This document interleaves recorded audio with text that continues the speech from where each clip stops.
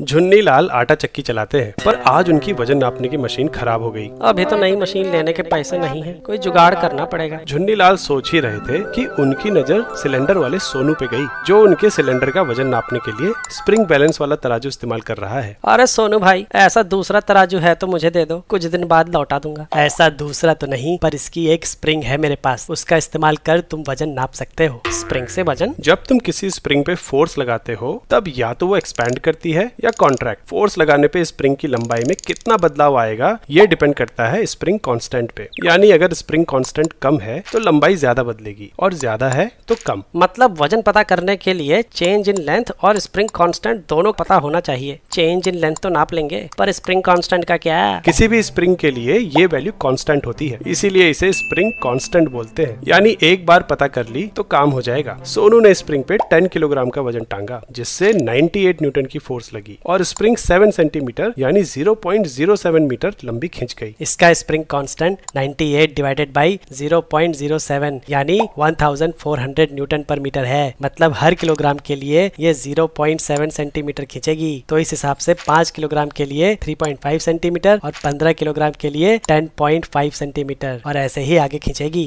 यानी अब तुम एक स्केल की मदद से कोई भी वजन नाप सकते हो। लेकिन एक बात का ध्यान रखना, बहुत ज्यादा खींचने पर स्प्रिंग परमानेंटली डिफॉर्म भी हो जाती है और फिर ये इक्वेशन काम नहीं करती। इस जुगाड़ से झुन्नीलाल का काम सही चलने लगा, पर एक दिन उसके दिमाग में एक ख्याल आया। काफी ज्यादा ऑर्डर आ रहे हैं, अगर इस स्प्रिंग को 2 हिस्सों में काट दूं तो काम जल्दी होने लगेगा। झुन्नीलाल ने स्प्रिंग को बीच से काट के 2 वेइंग स्केल्स बना दिए। स्प्रिंग कांस्टेंट की वैल्यू तो कभी चेंज नहीं होती, इससे कोई फर्क नहीं पड़ना चाहिए। लेकिन कई दिनों बाद झुन्नीलाल ने हिसाब में कुछ गड़बड़ देखी। ग्राहक तो इस महीने ज्यादा आए, लेकिन पैसे पिछले महीने से भी कम बने, ऐसा कैसे? उसने पूरी बात सोनू को बताई। अरे झुन्नीलाल जी, स्प्रिंग को काटना नहीं